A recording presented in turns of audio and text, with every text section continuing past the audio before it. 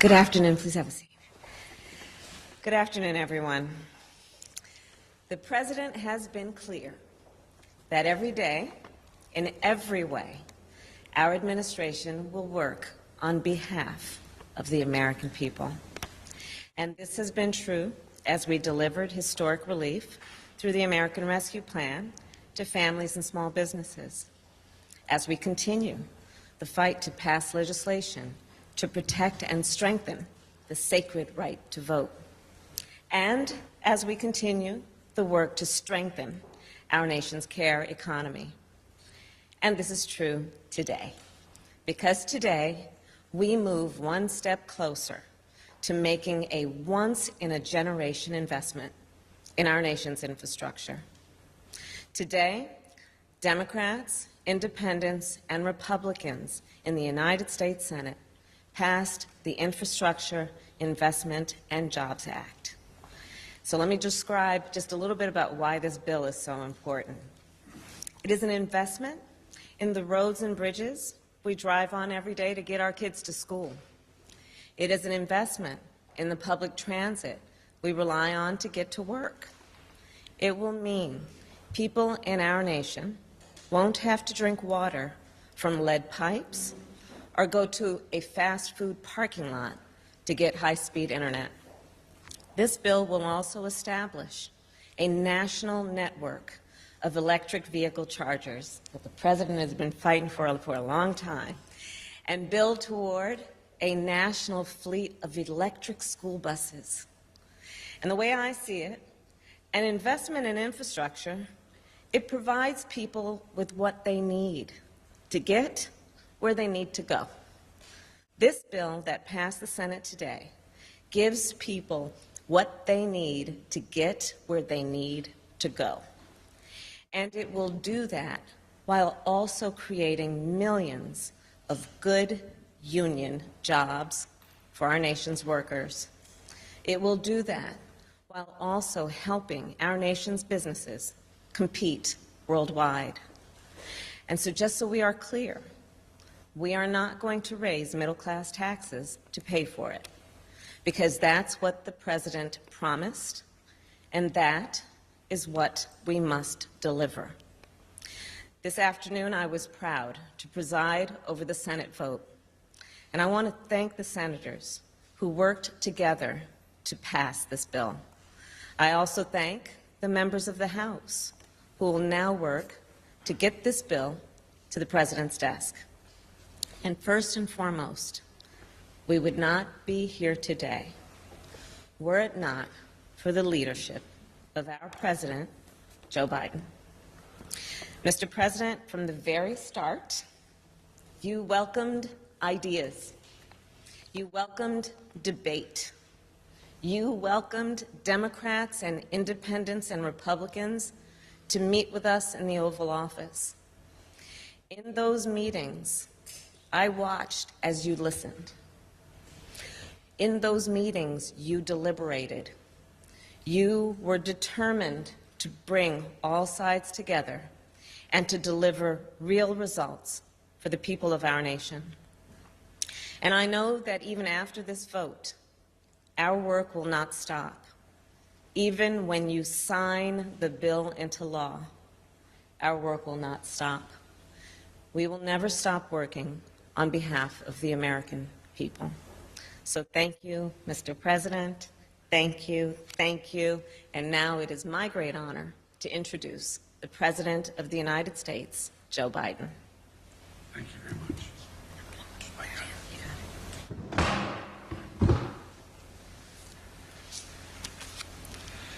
Well, thank you, Madam Vice President. First of all, I want to thank a group of senators, Democrats and Republicans, for doing what they told me they would do. The death of this legislation was mildly premature, as reported. They said they're willing to work in a bipartisan manner, and I want to thank them for keeping their word. That's just what they did. After years and years of infrastructure week, we're on the cusp of an infrastructure decade that I truly believe will transform America.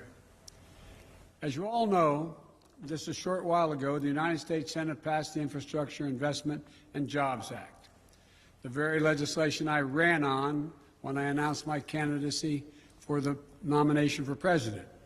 A historic investment in the nation's roads and highways, bridges and transit, and our drinking water systems and broadband, clean energy, environmental cleanup, and making infrastructure more resilient, and the climate crisis much more in our minds and how do we deal with it.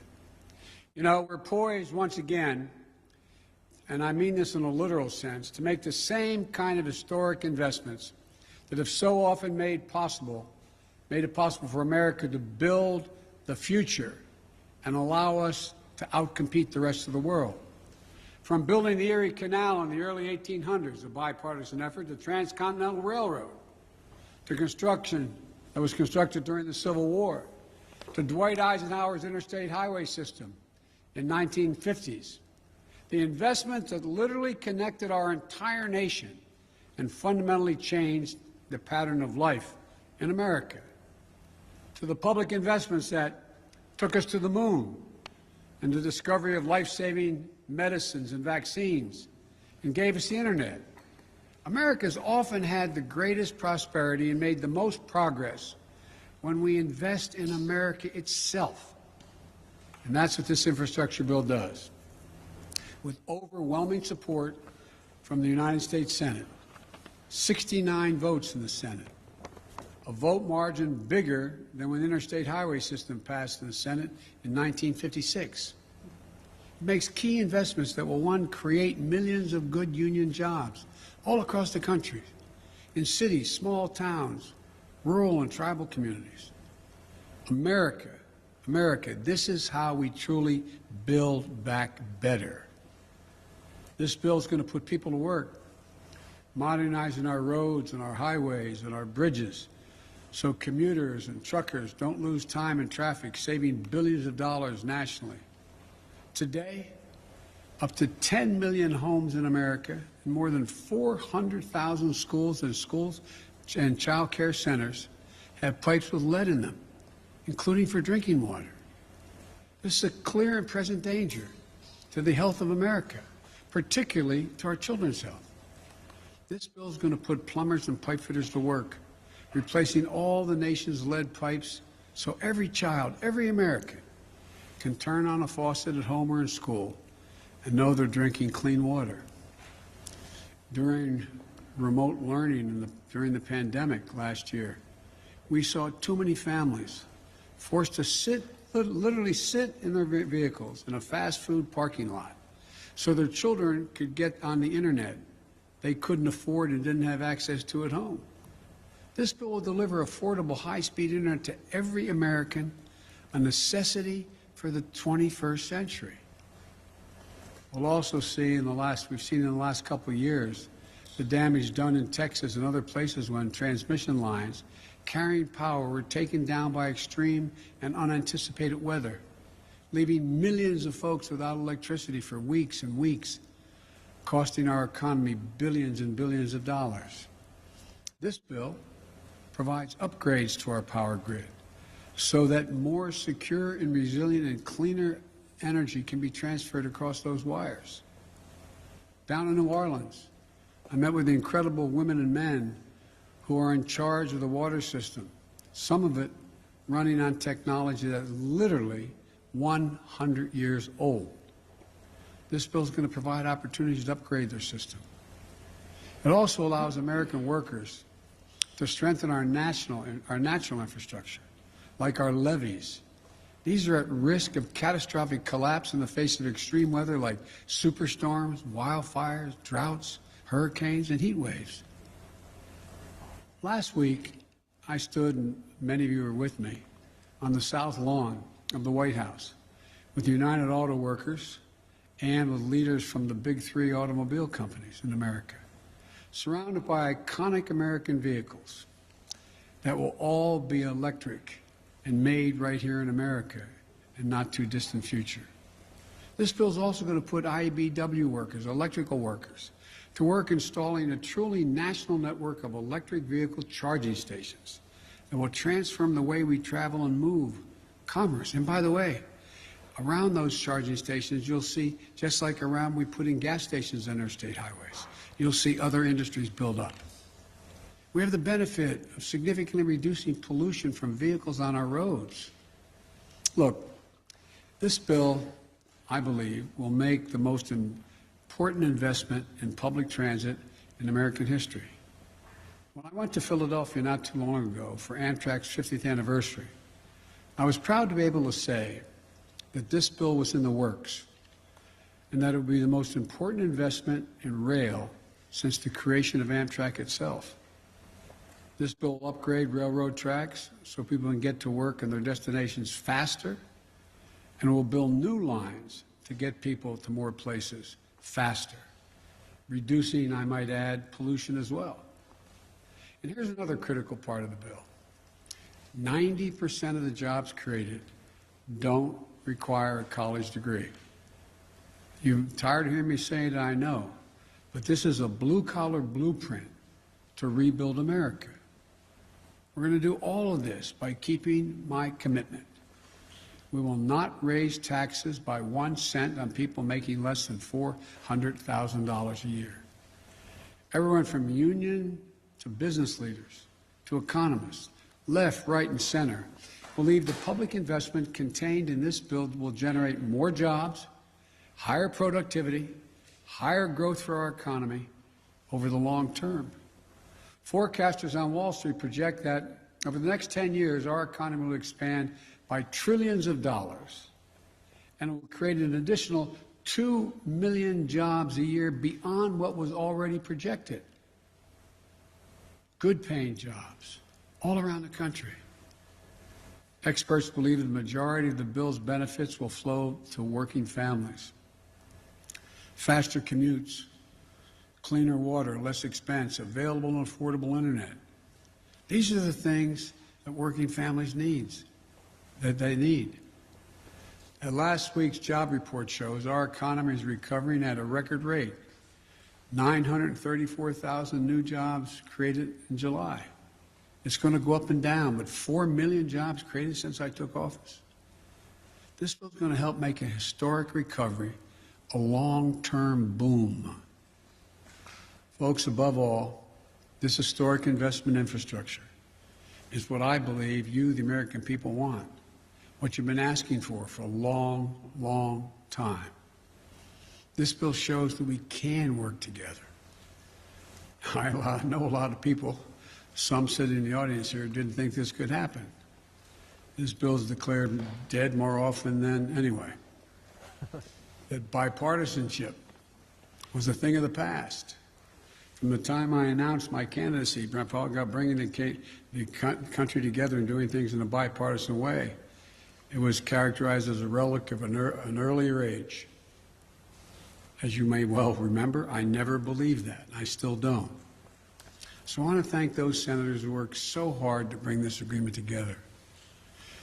I know it wasn't easy. For the Republicans who supported this bill, you showed a lot of courage. And I want to personally thank you for that. And I've called most of you on the phone to do just that. You have, and no doubt you will, disagree with me on many issues. But where we can agree, we should.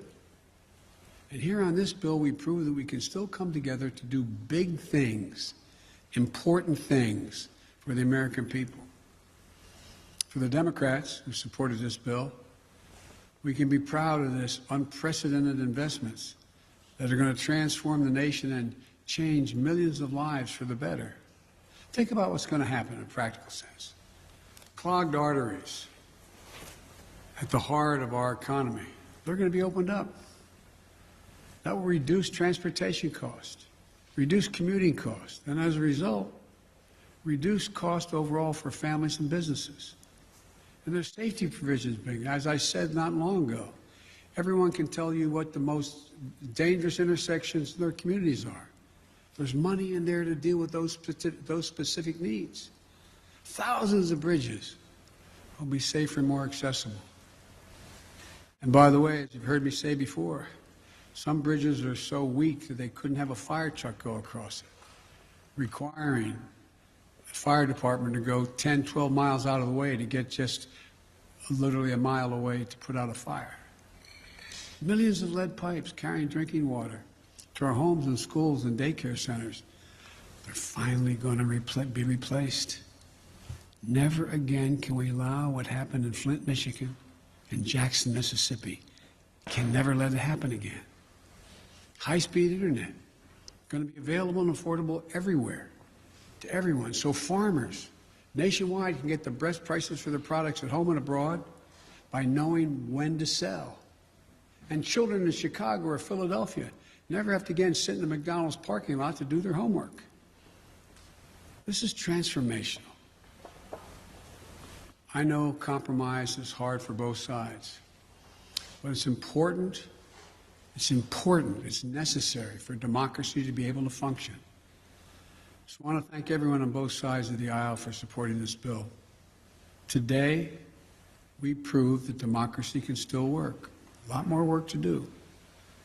But I want to thank Senate Republican leader Mitch McConnell for supporting this bill. And I want to give special thanks to Senate Majority Leader Chuck Schumer.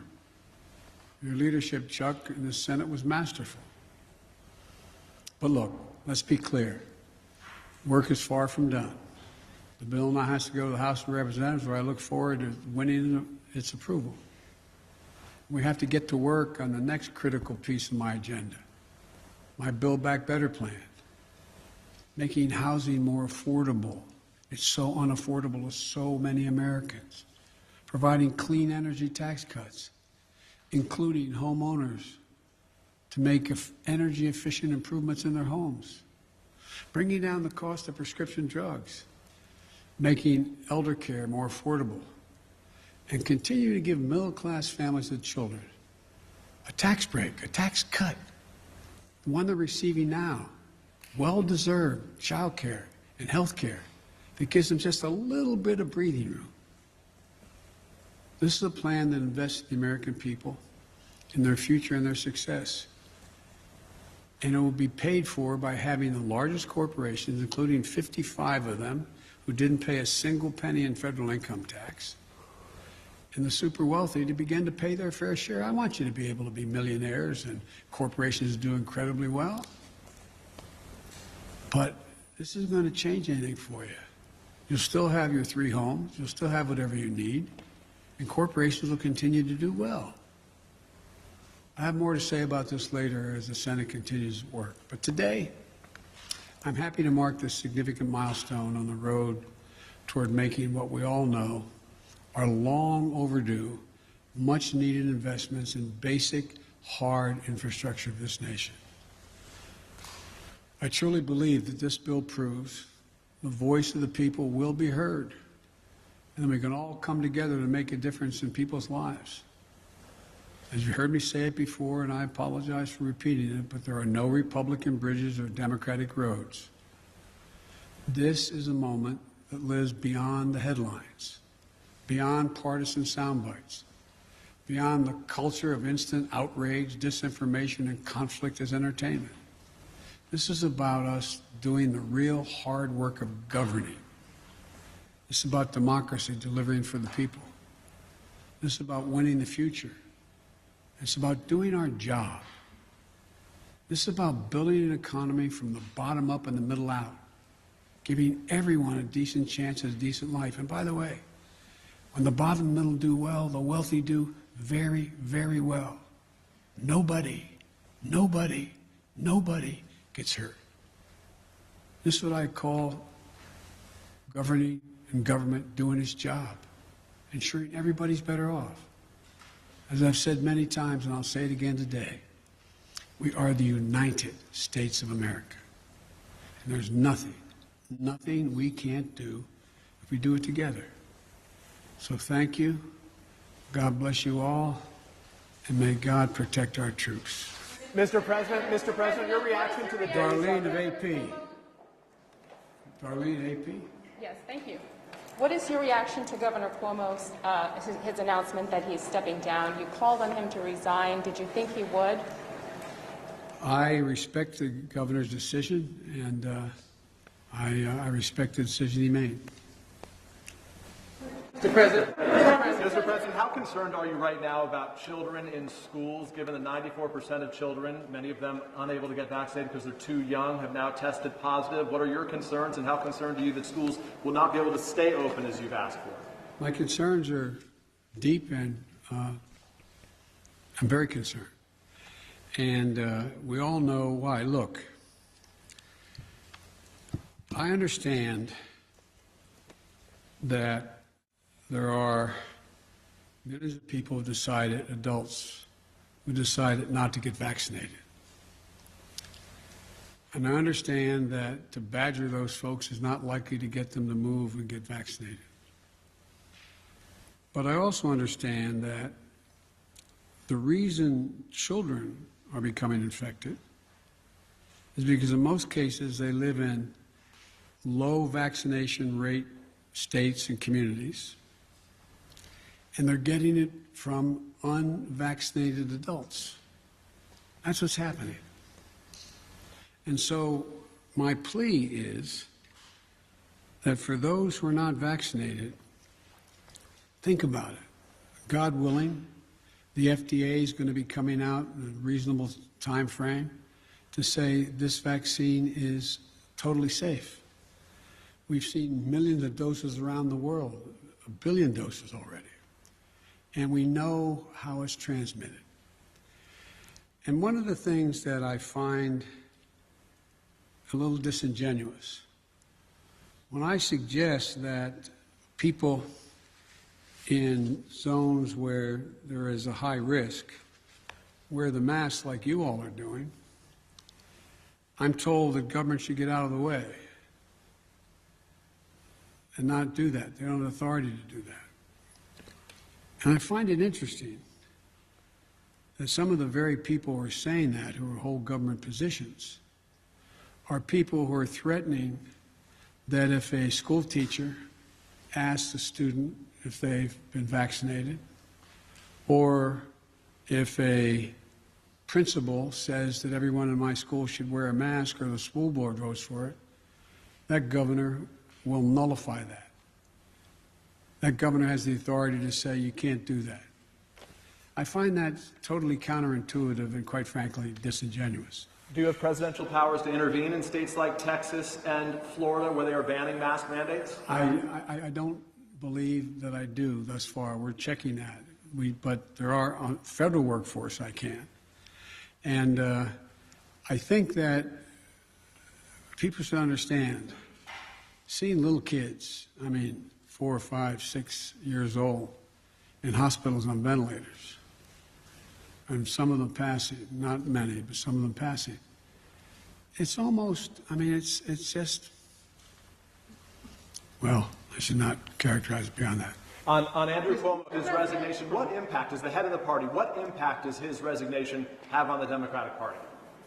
I think the impact is all on Andrew Cuomo and his decision to make that judgment, and I respect his decision. In just the last few days, multiple cities in Afghanistan have fallen to the Taliban. There's irrefutable evidence that a vast majority of those Afghan forces cannot hold ground there. Has your current plan to withdraw U.S. troops changed at all? No. Look, we spent over $1 trillion, over 20 years. We trained and equipped with modern equipment over 300,000 Afghan forces. And Afghan leaders have to come together. We lost death and injury, thousands of American personnel. They've got to fight for themselves, fight for their nation. The United States, I'll insist we continue to keep the commitments we made of providing close air support, making sure that their Air Force functions and is operable, resupplying their forces with food and equipment, and paying all their salaries. But they've got to want to fight. They have outnumbered the Taliban, and I'm getting daily briefings. I think there is still a possibility. You have a significant new Secretary of Defense, our equivalent of Secretary of Defense in Afghanistan, Bushmullah Khan, who's a serious fighter. I think they're beginning to realize they've got to come together politically at the top, and but we're going to continue to keep our commitment. But I do not regret my decision. On this side, yes, ma'am. Mr. President, on the issue of the infrastructure bill and the work that you have ahead of you now, are you concerned that are you confident that you have the support of all the Democrats on board to get this $3.5 trillion package through? I keep asking you that. I know you're dear. My mother would say, God love you, dear. Look, I have, as I said, and I'm not referring to you in particular, just overall. I was going over some of the quotes from the moment that I got elected, how my plan was dead. It's the exact same plan I ran on. We'll see. I continue to be an optimist. As I told you, I was once referred to by a doc as a congenital optimist. I think that we can get a significant portion of the, if not all, of the reconciliation bill, the budget that they're having the vote-a-thon now. I think over the next month, which is the way it's going to work, they vote on all these amendments, and then they get to the business of seeing how they can make it work and then come back. I know you understand this well, but the public wonders what we're talking about sometimes, and decide exactly what's in that reconciliation bill and how much is going to be spent. I think we will get enough Democrats to vote for it, and I think that the House will eventually put two bills on my desk, one on infrastructure and one on reconciliation. Thank you. Can I Thank you so much, Mr. President.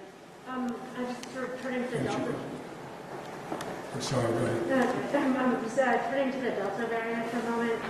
I wanted to see if, in retrospect, you think your administration put enough mitigation measures in place early enough, and whether you should have perhaps heeded some of the lessons from other countries that had data as early as May and June about how the variant spread. No, we knew how the variant spread, and we know the vaccines prevent the spread. So it's like, you know, a lot of countries didn't have the vaccines that we were able to put together to make sure every single American, we have over 600 million doses of vaccine for Americans. And when we've exported over 500 million, we will over 500 million. So we knew. What is disappointing is that more people were not willing to take the vaccine. We've done everything in our power. Well, I shouldn't say there's probably more. We will do more. But we continue to try to make the case to the American people who haven't taken the vaccine that it's in your interest, can save your life, and can fundamentally impact on the lives of your children or people you love. Now, one of the things that's happening, as bad as things have gotten, the death rate is 1/50th, or don't hold me to the number, but significantly lower than when I inherited this job. When I inherited the coronavirus pandemic, when I first got elected. So the thing that I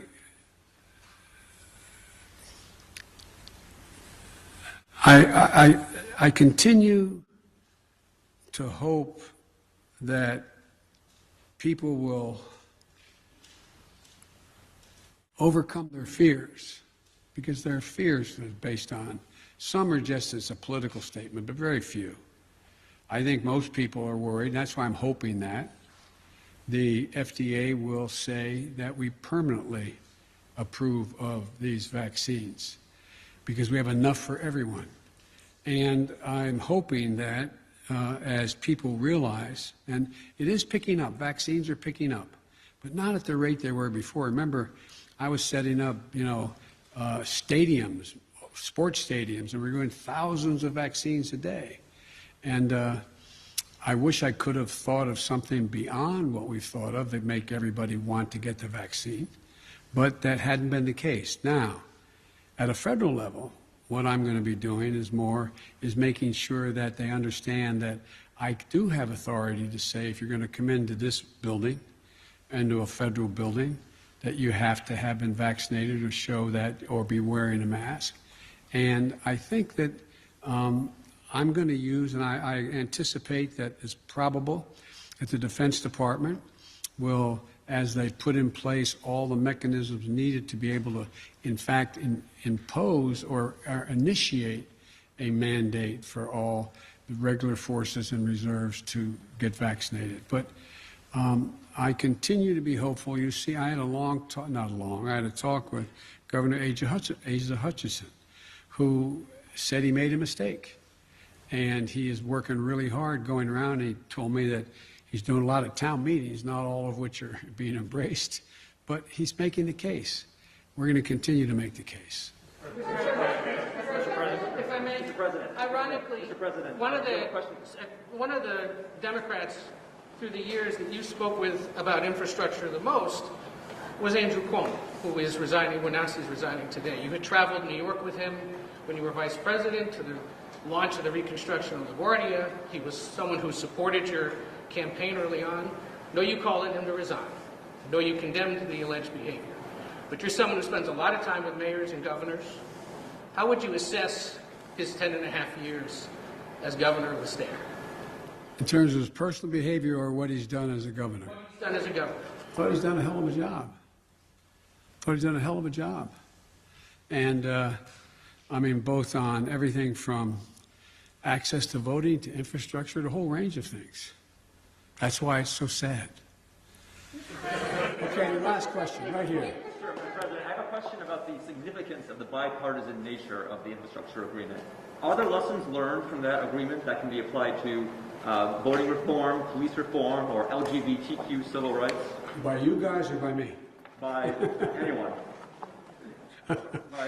I'm sorry, I shouldn't kid, because I was just reading about 50 statements from very serious press people about how my whole plan was dead from the beginning. Mm-hmm. Look, the lesson learned is being willing to talk and listen.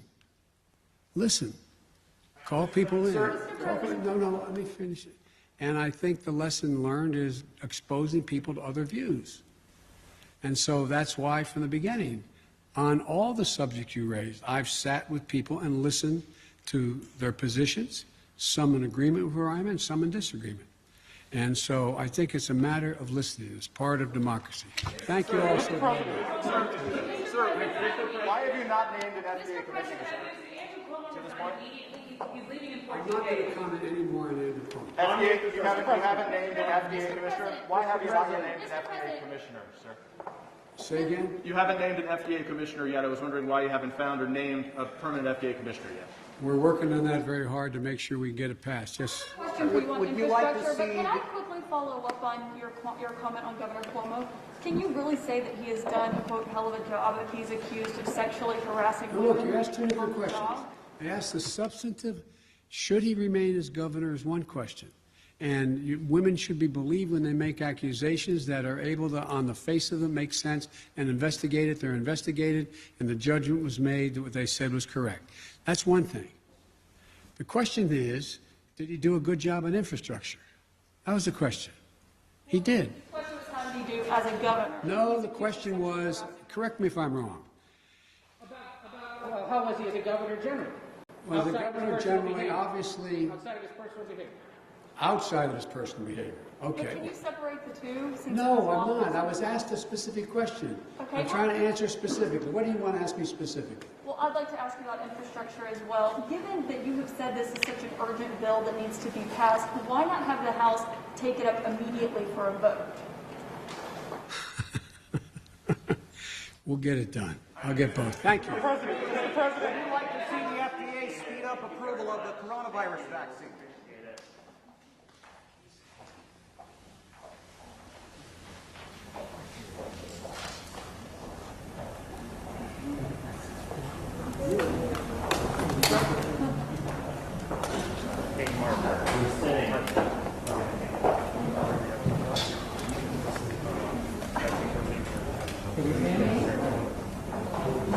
Thank you.